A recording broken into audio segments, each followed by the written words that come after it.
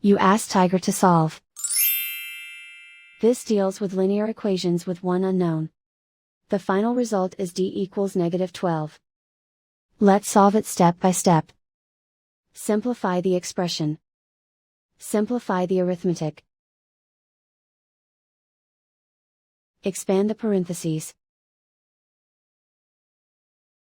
Multiply the coefficients.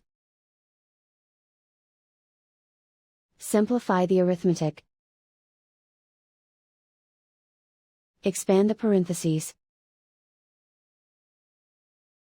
Group all d terms on the left side of the equation. Subtract 16d from both sides. Simplify the arithmetic. Group like terms. Simplify the arithmetic. Isolate the d. Divide both sides by -6.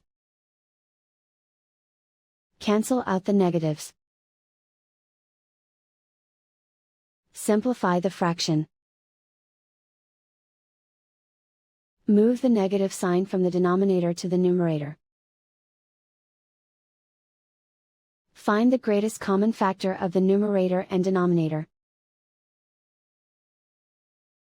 Factor out and cancel the greatest common factor.